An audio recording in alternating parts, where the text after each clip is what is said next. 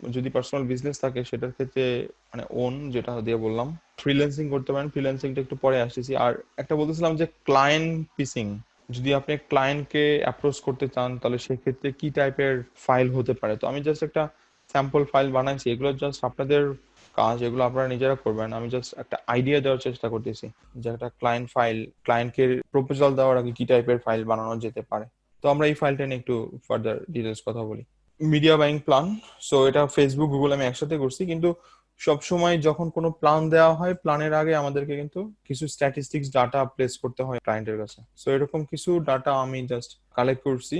So digital media প্ল্যাটফর্মের ক্ষেত্রে ফেসবুকে এই মুহূর্তে টোটাল বাংলাদেশে অডিয়েন্স আছে 33 মিলিয়ন অ্যাক্টিভ ইউজার, এর ভিতর 73 মেল, 17% ফিমেল বাংলাদেশের ক্ষেত্রে। এবং এটা হুটসুইটের ডাটা, প্লাস ফেসবুক ইনসাইটস আছে, গুগল ইনসাইটস আছে, বেশ কয়েকটা জায়গা থেকে এই ডাটা সোর্স। এটা ইউটিউবের অলমোস্ট 28 মিলিয়ন, বাট এটা একটু কনফিউশনে আছে, আমি জানি না।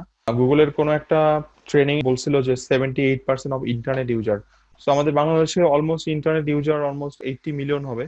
80 মিলিয়ন যদি ইন্টারনেট ইউজার হয় তাহলে সেটার 78%, মোর দেন 60% হওয়ার কথা আসলে। তো এটা একটু কনফিউশনে আছি যে বাংলাদেশের ফেসবুক যদি 3 কোটি মানুষ ইউজ করে তাহলে গুগল 3 কোটির কাছাকাছি ইউজ করবে, এটাই নর্মাল। কিন্তু যখন 7 কোটি চিন্তা করব তখন ব্যাপারটা একটু কঠিন হয়ে যাবে। সো এটা জাস্ট একটা এস্টিমেশন ডাটা।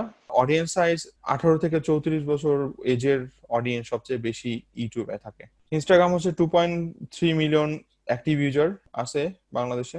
দেন হোয়াটসঅ্যাপ, যেটা 300K, মানে 3 lakh monthly active user WhatsApp Bangladesh থেকে। খুবই কম হোয়াটসঅ্যাপে ইউজার না, বাট এটা আরো বাড়বে কারণ হোয়াটসঅ্যাপের বিজনেস স্টার্ট হচ্ছে অনেক দিক থেকেই। আগে যে ক্ষেত্রে বিজনেস ওনারা ইমেল অ্যাড্রেস দিত সেখানে এখন হোয়াটসঅ্যাপ নাম্বার দিচ্ছে। এটা ম্যাসিভ আকারে ইন্ডিয়াতে চলতেছে, বাট আমাদের দেশে এখনো ওইভাবে স্টার্ট হয়নি। আর গুগল যদি বলেন 28 million search each day Bangladesh থেকে, সার্চের 80% মোবাইল থেকে। সো আপনি যখন ক্যাম্পেইন করবেন ডেফিনেটলি এই ডাটাগুলো কিন্তু আপনাকে চিন্তা করতে হবে। এটা হুটসুইটের ডাটা, জাস্ট আমার টোটাল পপুলেশন দেখাচ্ছে, মোবাইল সাবস্ক্রিপশন দেখাচ্ছে, ইন্টারনেট ইউজার দেখাচ্ছে, অ্যাক্টিভ সোশ্যাল মিডিয়া ইউজার দেখাচ্ছে, আর মোবাইল সোশ্যাল মিডিয়া ইউজার দেখাচ্ছে। দেন অ্যানুয়াল ডিজিটাল গ্রোথ 2018 জানুয়ারি থেকে 2019-এ 2 মিলিয়ন গ্রোথ হয়েছে, যেটা আসলে ম্যাসিভ। এবং আমাদের প্রতি মাসের ইন্টারনেট পেনিট্রেশন আনবিলিভেবল। আপনি যদি ওই বিটিআরসি ডাটাগুলো গুগলে সার্চ করে একটু দেখেন যে পেনিট্রেশন রেট ডেফিনেটলি অ্যামাস্ট হবেন যে আসলে বাংলাদেশ কোন দিকে যাচ্ছে, ডিজিটালে ভালো আগাচ্ছে। পপুলেশন অ্যান্ড ইকোনমি, অ্যাকচুয়ালি এই ডাটাগুলোও দরকার হয় অনেক ক্ষেত্রে। সো মিডিয়ানেস 27, এটা হুডসুইটের ডাটা, এটা আমাদের হাতে কিছু করার নাই, এটা কিছু করতেও পারবো না। Internet use device perspective, internet users as percentage of total অডিয়েন্সের 55% হচ্ছে আপনার ইন্টারনেট ইউজার। হিউজ, খারাপ কি। Social media user average 34 million. আমি জাস্ট একটা এস্টিমেশন দিছি।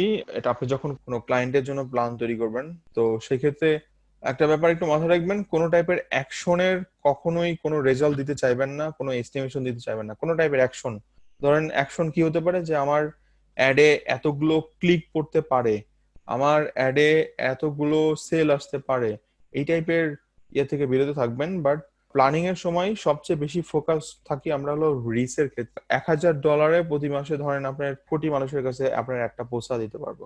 আপনি যদি ফেসবুকের পেজে লাইক দিতে চান তাহলে আপনার 1 লক্ষ টাকায় আমি আপনাকে 2 লক্ষ লাইক এনে দিতে পারবো, অথবা 1.5 লক্ষ লাইক এনে দিতে পারবো।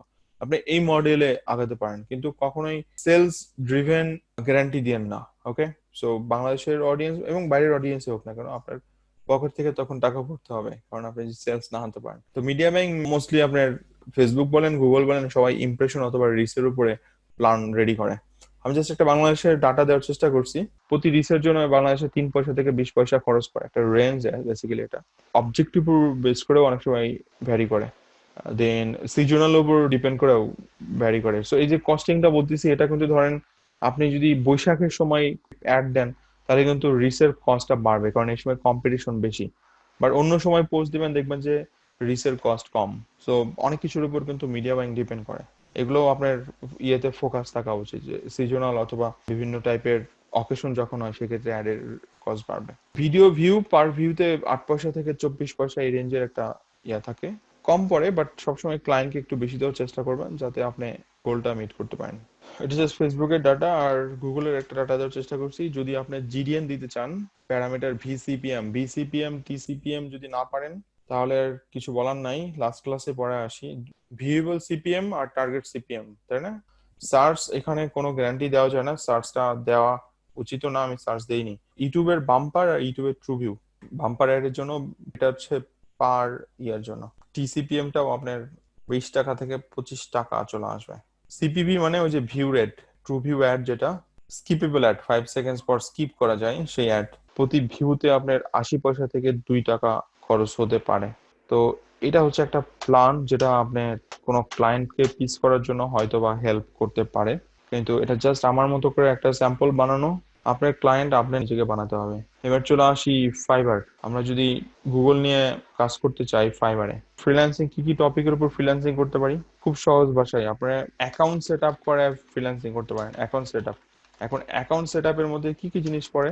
ধরেন আপনি Google tag manager set up করে দিবেন ক্লায়েন্টের, গুগল অ্যানালাইটিক্স সেট আপ করে দিবেন, conversion tracking and remarketing set up করে দিবেন, তারপর গুগল মার্চেন্ট অ্যাকাউন্টে প্রোডাক্ট লিস্টিং এর কাজ করবেন। এই টাইপের অনেক কাজ করা কিন্তু পসিবল। তো চলেন দেখি আমরা যদি গুগল অ্যাডসে যাই এখানে কি কি টাইপের ক্যাম্পেইন আসে।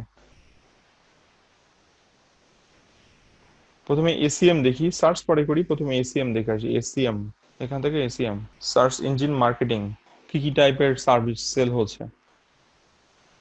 অ্যাড কপি তৈরি করে গুগল অ্যাড থেকে ইনকাম করতেছে। সো আমরা এখানে বলতে পারি যদি আপনার ইংলিশ রাইট আপ ভালো হয় তাহলে আপনি অ্যাড কপি তৈরি করে ইনকাম করতে পারবেন। তাহলে আমরা এই গিগটাকে স্যাম্পল হিসাবে এখানে নিয়ে দিচ্ছি আমি। যাদের কপি রাইটিং নলেজ আছে, রাইটিং এ ইন্টারেস্ট আছে, তারা অ্যাড কপি লেখে, বিশেষ করে সার্চ সেটের জন্য অ্যাড কপির প্রচুর ডিমান্ড আসলে। গুগল পার্টনার স্পেশালিস্ট, আপনি সব টাইপের অ্যাড প্লেস করতে পারেন। So I will do Google ad, Edward, YouTube promotion, market research ads. So এই টাইপের ক্যাম্পেইন করে দিতে পারবেন, তার মানে কমপ্লিট একটা অ্যাডের সেট আপ করে দিতে পারবেন। সো আপনি এই ক্ষেত্রে অবশ্যই ক্লায়েন্টের এগুলো দেখেন। আমরা তো ফাইবার শিখে আসি, জানেন ফাইবার কিভাবে ডিল করতে হয়, কিভাবে গিগ রিসার্চ করতে হয়, অন্যদেরকে ফলো করতে হয়। এগুলো নিয়ে আমি আর এখন কথা বলবো না, অলরেডি এগুলো আপনারা জানেন। আমি জাস্ট লাইনগুলো ধরাই দিচ্ছি যে কি কি মডেলে কাজ করে। পিপিসি ম্যানেজার হতে চাই, তার মানে কোনো একজন ক্লায়েন্ট যার কোনো টাইম নাই, তার কাজ সে করবে, এবং তার বাজেট $5, সে কি কি দিবে, কি কি কাজ করবে, 20টা কিওয়ার্ড নিয়ে কাজ করবে, 5টা অ্যাড গ্রুপ করবে, একটা ওয়ান অ্যাড নিয়ে কাজ করবে, নেগেটিভ কিওয়ার্ড দিবে, অ্যাড এক্সটেনশন দিবে। ওকে, যদি স্ট্যান্ডার্ডে যান কি কি দিচ্ছে, প্রিমিয়ামে যান কি কি দিচ্ছে চেক করে দেখেন। সো পিপিসি ম্যানেজার, ফুল পিপিসি ম্যানেজার হিসাবে আপনি কাজ করতে পারেন এখানে। এবং পিপিসি ম্যানেজার শুধু এখানে না, আপওয়ার্কে প্রচুর কাজ। অনেক ক্লায়েন্ট হয়তো এক্সপার্টিস লেভেল কম, সো এখান থেকে চেক করে করে দেখেন। আমি আর আগাচ্ছি না। ক্লায়েন্ট যখন অর্ডার করবে তখন ডেফিনেটলি আপনি প্রি রিকোয়ারমেন্ট দিবেন যে কাজ শুরু হওয়ার আগে আমাকে যদি তুমি ভিডিও অ্যাড দাও তাহলে ভিডিও দিতে হবে, যদি ব্যানার অ্যাড দাও তাহলে ব্যানার দিতে হবে, আর যদি প্রোডাক্ট লিস্টিং অ্যাড দাও তাহলে ওয়েবসাইটের লিংক দাও এবং প্রোডাক্ট বলে দাও কি কি দিতে হবে, যদি সার্চ অ্যাড দাও তাহলে আমাকে ল্যান্ডিং পেজ দাও, আর কিছু কিওয়ার্ডের আইডিয়া দাও, আমার মতো করে অ্যাড কপি টপি বানিয়ে দিব। আর এই কস্টিংটা অ্যাকচুয়ালি আপনারই। যে কোনো টাইপের প্রবলেম ফেস করলে আপনি জাস্ট কম্পিটিটর রিসার্চ একটু ভালো করে করবেন। কম্পিটিটর রিসার্চ করলেই আপনার জন্য সুবিধা।